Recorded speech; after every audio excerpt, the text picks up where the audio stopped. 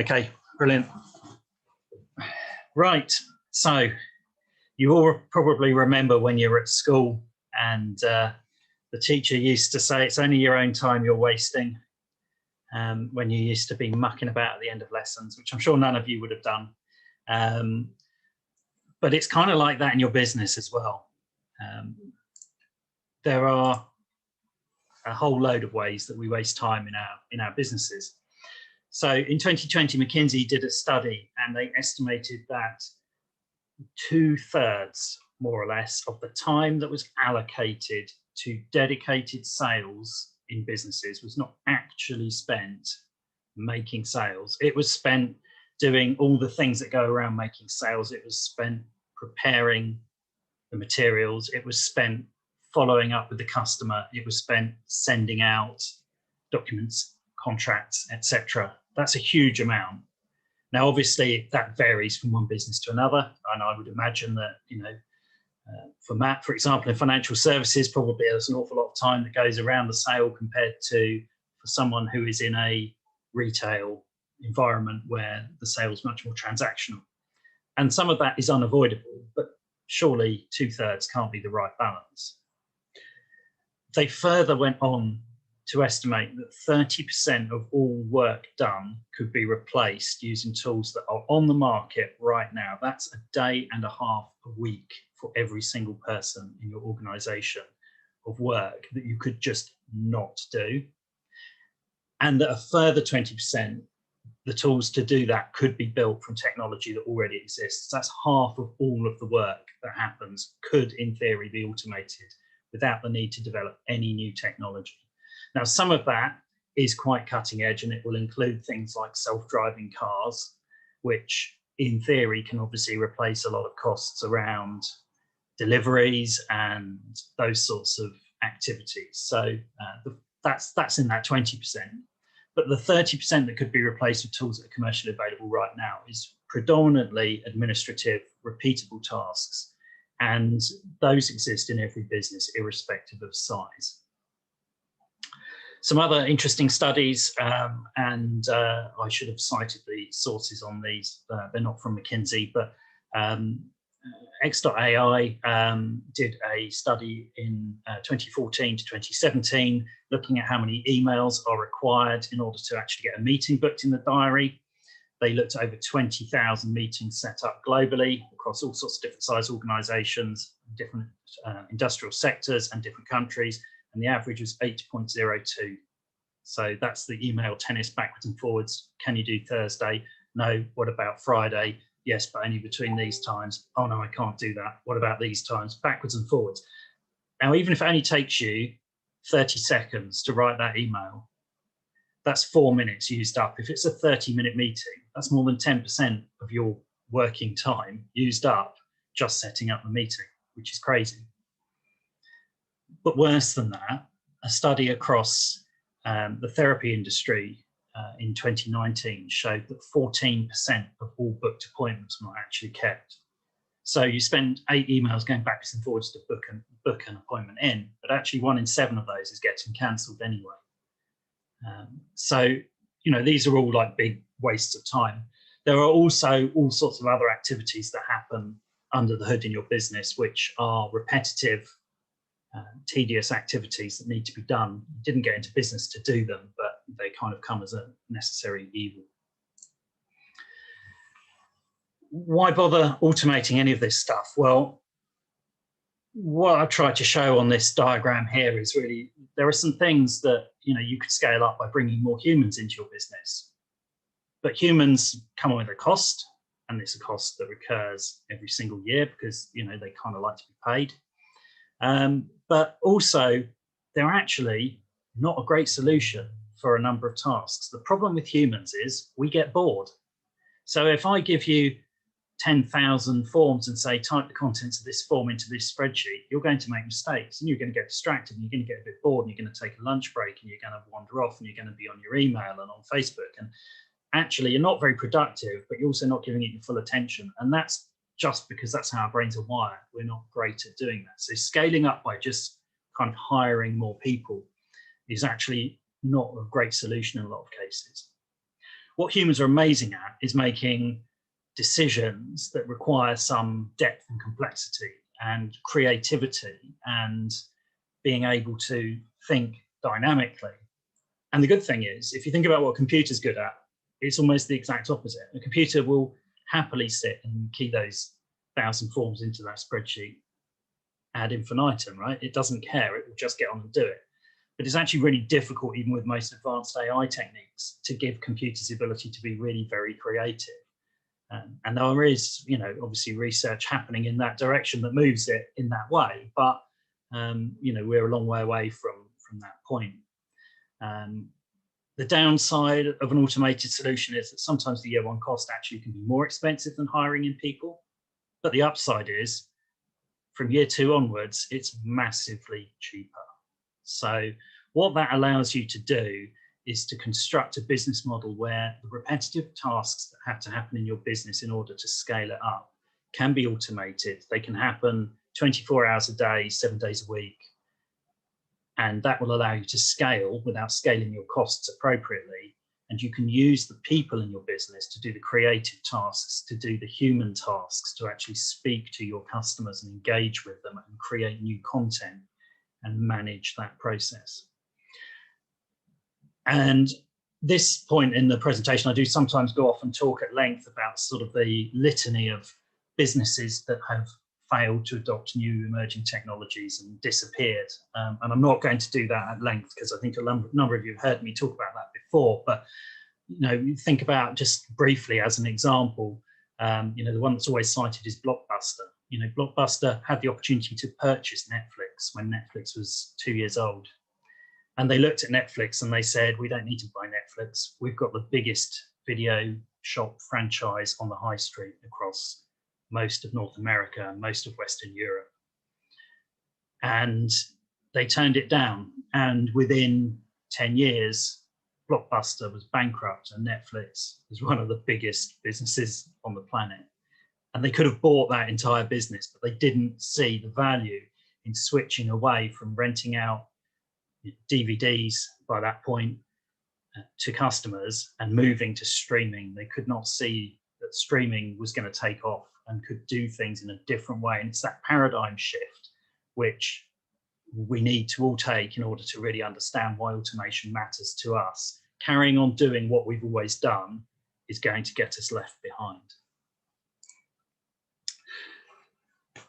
So one of the things I hear most often is people saying, but my business can't use automation. And so I collected together a little bit of a use case of, here's some stuff that I've helped businesses do automation with over the last 12 months.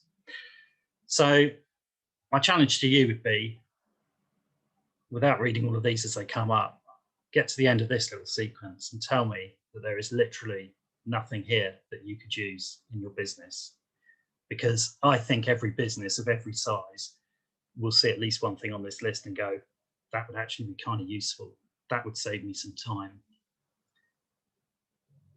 And you start to see quite quickly, this is quite a long list, quite a lot of areas of things that you're doing in your business all the time, which are frankly boring.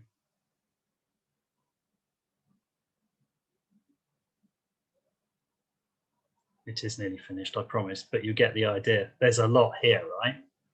So have a think about that and have a think about other people that you know who have businesses.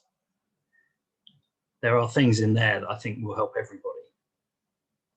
So the second objection is, my business can't afford automation. That's for big companies. This is a complicated, expensive undertaking. Well, for you, I've got, especially today, to answer that question, 3 tips for a tenner. So here's 3 things you can do in your business for a tenner or less each that will help to actually automate some of what you do. So the first I'm going to open with here is calendar booking. I heavily use Calendly. I know other people have other tools that they like to use. I personally find Calendly is the most intuitive to set up. However, what I would say, and Nick would rightly take me to task if I didn't say this, is any of you who are on Microsoft already, you already have Microsoft bookings down in the bottom right-hand corner. You've already got a free online calendar tool. You're already paying for it. You should get on and use that. But what these tools allow you to do is to take that 8.02 emails just out of the loop. You can just get your diary bookings online. You can have them configured to fit the time of the week that you want to do, the type of meetings that they are. You can take payment at the time of booking with most of these systems. You can just remove the whole process. And, you know, there are variants between them. I did a review, which is on my blog last week, of the 4 tools mentioned here, plus 2 others. And there are differences between them. Mostly it's look and feel. There are some specific features that if you need, you might want to pick a particular tool. So the X.AI tool, for example, is an AI assistant which will do these bookings, but it will do it off the back of simply forwarding an email rather than having an online link. But all of the tools you see on this page, with the exception of Acuity, you can get for under £10 a month. As I say, if you get Microsoft bookings, it's because you've bought the entire Microsoft Office suite at £9.40. Acuity is only slightly more. It's £12 in the UK at the moment. The other 2 are £10 or less. So if you haven't got a tool to do this, then you should get on and do it. I also put together a short course for Calendly, and I will do for the others, that talks you through how to set it up from the very beginning. So if anyone's interested and needs that support, let me know. My second tip for a tenner is Zapier. Now, depending on the package you get with Zapier, it can be slightly the other side of the £10 mark, to be fair, but the free package allows you to do an awful lot. Zapier is like the Swiss Army knife of automation. It allows you to connect every application that you use, probably, to every other application. It's got 2,000, in fact, slightly over 2,000 now integrations available. So you have to look quite hard to find a pair of applications it can't integrate. And what that allows you to do without any code is to have a trigger in one application that causes something to happen in another, which doesn't sound that exciting, but when you start thinking through the possibilities, it really opens up the ability to automate almost anything you do. So you think about, for example, you put your calendar online and perhaps you have a power hour booking in there that is chargeable. So people go on there already in their Calendly, they go in, they book the appointment, they pay you for your power hour. That's brilliant, but you've got to issue a VAT invoice because you're VAT registered. So you have to then go into your accounting platform and key in all the details and issue the VAT invoice. If you install Zapier and configure it in the right way, what it will do is automatically detect that booking. It will automatically interface with your accounting platform, automatically create the VAT invoice, and automatically send it to the person that booked the meeting. You never even need to touch it. And that's why this tool is fantastic. There are other tools that will do this as well. Again, if you're on a Microsoft Office suite, you've got Power Automate that will do something similar. There are platforms like auto.io, automate.io, and tide.io that all do very similar things. The major difference between those and Zapier is just the number of integrations. Zapier has got absolutely everything covered. And you can build pretty much arbitrary integrations. So there's one that I have just literally got live this morning, which now plants a tree every time I receive a review on Google, which is kind of cool. I also built one, to be fair, largely as a dare for my business coach, who said, I bet you can't recommend a beer every time someone signs up on my course. So I built an integration between his sign up form and the Brewdog API to recommend him which beer he should drink to celebrate each sign up. So there is a huge amount you can do with Zapier. My third one is MailChimp. And I know we've talked about MailChimp in this group before. But again, for £8.40, you can get the subscription of MailChimp that allows you to use automations. And I'm actually not particularly going to recommend MailChimp for its primary use here, which is to manage your mailing list. It is a perfectly good tool for doing bulk mailing, notwithstanding that if it's not configured properly, there are always the deliverability issues you get with these mailing tools, and people just not really reading bulk emails. So you do need to think about the quality and the content of any emails you use it for. But actually, I think MailChimp is an amazing automation solution for something that is almost a side feature, which is the ability to put up very rapidly a simple landing page where you can direct your leads to enter their details and then have an automatic sequence behind it that will issue them with your lead magnet. So you may have a PDF, or you may have a piece of video, or you may have something else that you would like to exchange for people's contact details. And this allows you to have a completely hands-free solution set up and running in the background. It can appear as a subdomain against your main website, so it feels like it's your brand. You can make it really look and feel like it's part of your main website. And in the background, it can just be out there and can share an arbitrary sequence actually of events over a period of time, which will allow you to have a simple put in your email address, and you then receive an email with a link to download a PDF, and that's the end of it. Or actually it could send a document a day for a week as part of something like a 5-day challenge. So I actually think, although that's not really the core purpose for which MailChimp was designed, it's a brilliant tool for that. It's very cost effective and it's very simple for anyone to use. And I'll throw in one more because it's a tool stack that I think is very powerful. It is a bit more expensive, so it broke my tenner rule, which is why it's 3 for a tenner and 1 for £30. But for £30 a month, Soho One is an amazing stack of applications that I would definitely recommend you look at. I have now moved to it, and I have saved more than £30 a month by being able to simply reduce the number of subscriptions I have got. But there's some quite nice automation features in Zoho One. So it comes with a CRM system, which obviously will allow you to track all of your leads and customers, and you can record whatever details you want against them, including, if you that way inclined, their photograph. But what's super useful is it includes an e-signature module, which allows you to electronically issue and have legally binding signatures electronically delivered onto contracts. So that's very useful. And again, you can hook that into a number of these other tools for automation. So perhaps when you sign people up, you want them to sign your contract before you do business with them, that can just go out automatically. You can also use it to replace social media scheduling and automation tools like Hootsuite. It has its own version of that. And if you're the sort of business that has help desk or ticketing type solutions, which I do certainly, and some of the rest of you will have, there are tools around that allow you to build automated workflows so that if someone raises a question, it can be automatically answered or passed to you or the right person very simply. Also you can embed a bunch of other things like website chat. There are actually 47 tools in the stack. Some of them are not worth looking at. They have their own version of Microsoft Word, for example, which is just not worth even going there. But £30 a month for 47 applications is a pretty good deal, frankly, by anyone's standards. So that is effectively 4 things you could all just take away and do. But the failure rate for tech projects is actually eye-watering. So before you just go charging in and just go, great, I'm going to implement these, just think about this.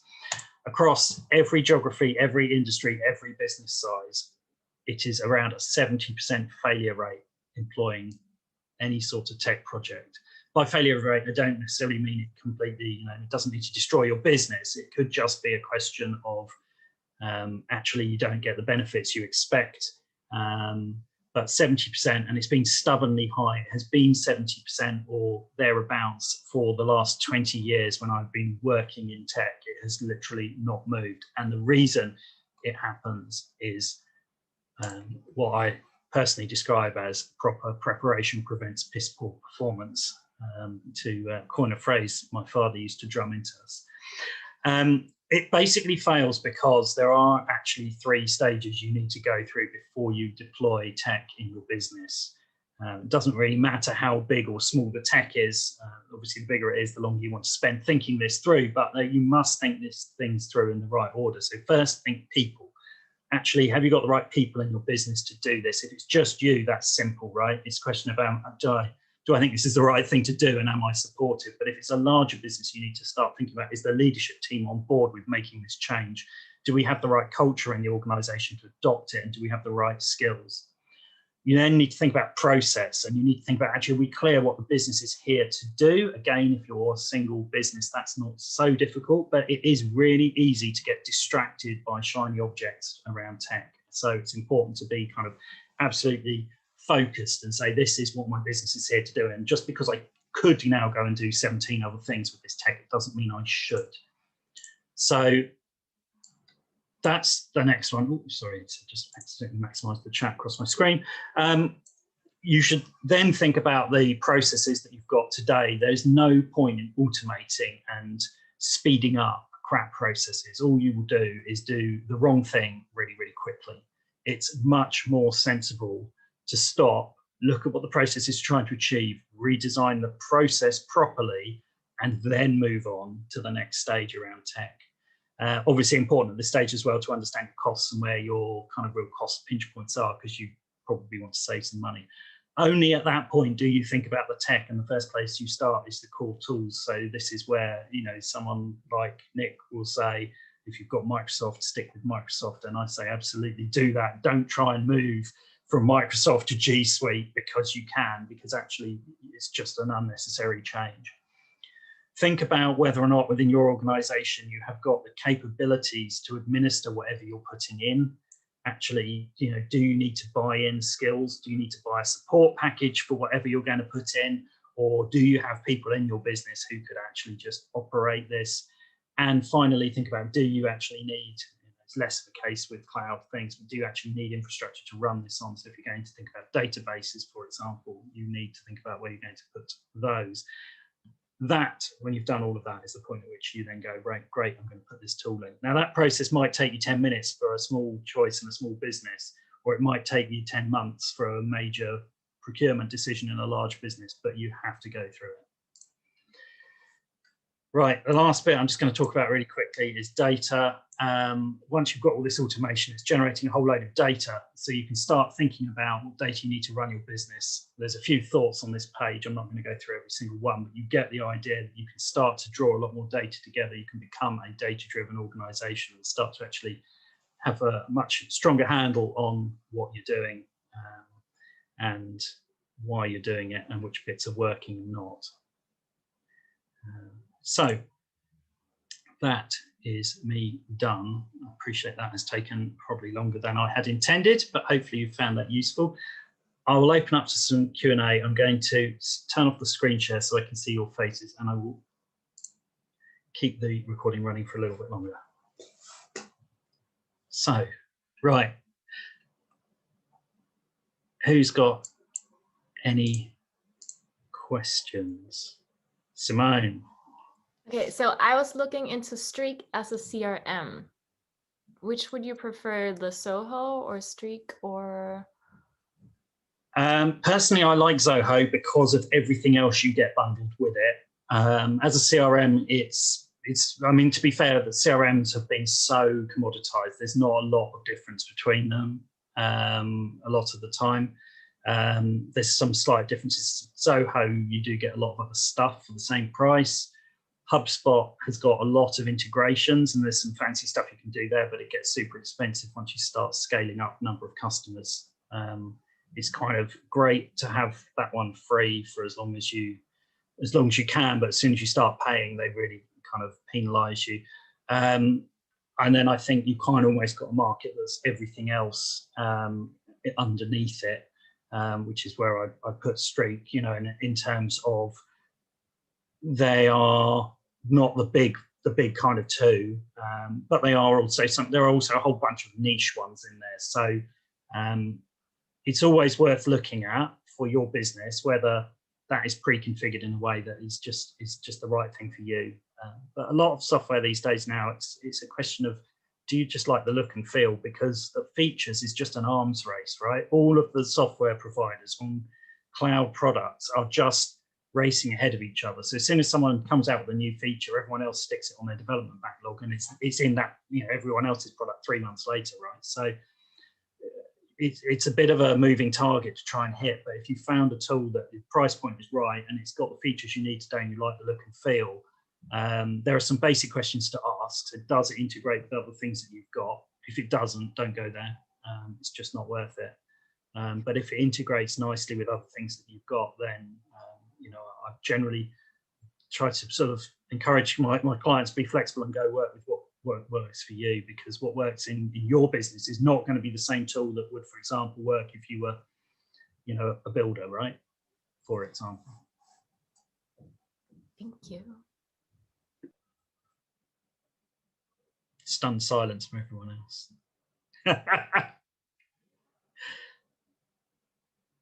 Anyone got anything else? I talked you all into the ground. I think Heather dropped a question in the oh, did you? Sorry, Heather. Go on, tell me your question. I think can you hear me? Yes. I can't hear myself. I just think I want to be able to do a lot of things myself at this stage. And I'm just wondering, if I was going to do YouTube videos, what would be some easy peasy editing I could do? Editing for YouTube videos. Personally, I used VideoPad. Are you on Apple or Windows? Windows. Yeah. VideoPad, NTH software VideoPad I use. Personally, I find it quite good. There are others, Lightworks is good, but it's complicated as hell, because the free version is basically the same thing that they use at sort of Pixar and the big studios. So it's kind of like, yeah, great, but I need a degree in, you know, videography to actually understand the question it's asking. So it's, yeah, and as Nick's saying, if you're on Apple, iMovie is the way to go for sure. So cool. Right. I'm going to stop the recording.